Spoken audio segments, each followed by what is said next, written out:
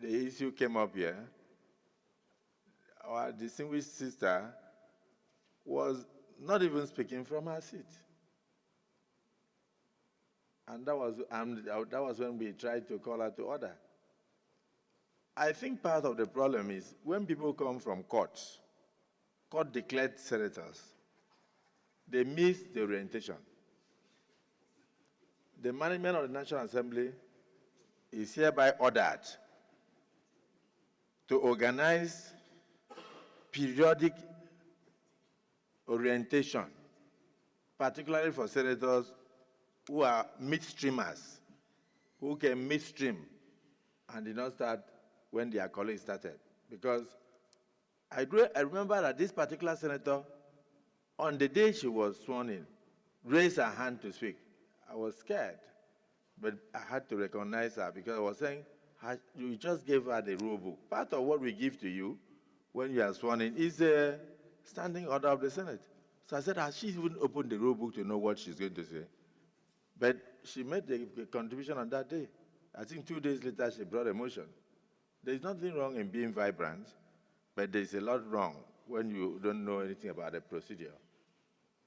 You can't be a reverend father and go and start the church service with communion. You must lay foundation. By consensus, the Senate leader has moved a motion and has been seconded. Those in support that the disorderly conduct of our colleague, distinguished Senator Natasha Akpoti, we referred to the Senate Committee on Ethics and Privileges for necessary further action. Say aye. Those against say nay. The ayes have it.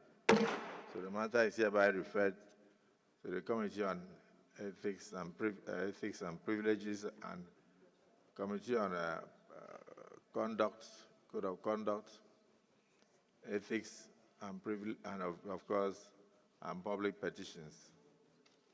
Ethics, Privileges, and Public Petitions, headed by distinguished Senator Neda Imaspen, to look into it and advise the Senate, revert to us within 2 weeks. Leader of the Senate. Well, Mr. President, and very distinguished colleague, we see you as first one among equals, but the presiding officer of this Senate,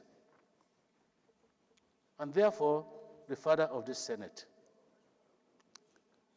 In spite of some provocations, in spite of some offenses, Mr. President, we ask you to tolerate some of our actions that are not in tandem with democratic and parliamentary practices. These things once in a while will occur, but please, we want to ask that while we are referring this matter to a relevant committee, let us ponder on the drama that unfolded on that day and see how we can mitigate against the possible consequences on the integrity and the image of this institution so that we can move forward in the interest of this country. Simi Ulabalu about one of our colleagues, Senator Natasha Akpoti Uduaghan, being asked to move to another seat. It's nothing that has to do with gender. It's nothing that has to do with hatred. It's nothing that has to do with any form of malice. For the record, let me say again, distinguished Senator Adamu Alero, who had been governor for 8 years, who had been honorable minister, and who is one of the most ranking senators in this Senate today, was asked to move his seat. And he didn't make any issue out of it. We had a reason to change the seat of His Excellency distinguished Senator Aminu Waziri Tambuwa. He didn't make any issue out of it. And the part of the reason that necessitated our recent decision to change seat was because at least 3 people, 3 distinguished colleagues, had moved from the minority aisle to the majority aisle. First was distinguished Senator Ifeanyi Uba of blessed memory. And then Senator Ezenwa Francis Oyewuchi moved. And then lately, distinguished Senator Ned Nwoko moved.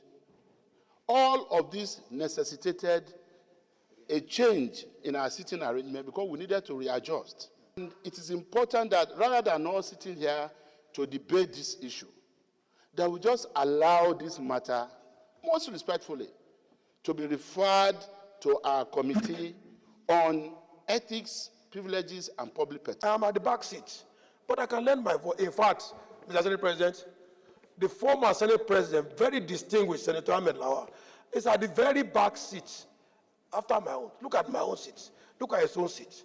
And he's not complaining. He will raise up his hand with respect here. I will still go there to bow for his respect because he's a man of integrity. So why can somebody say, can anybody be at the back seat more than him here? I am not against Natasha. I'm not for anybody. I'm just saying that the Senate is an institution. And that institution needs to have at its dashboard integrity as number 1.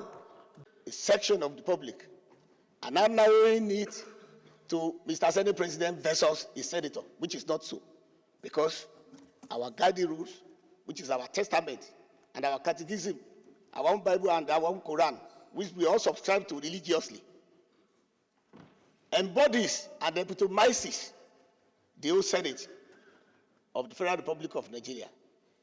Any action against it is an action against the Senate. It's not an action against the Senate President. Mr. President, sir, we were told when we were growing up as toddlers that where there is no law, there's no sin. But we have laws. Then it means that any contravention of that law is a sin. And where there is sin, there must be penalty.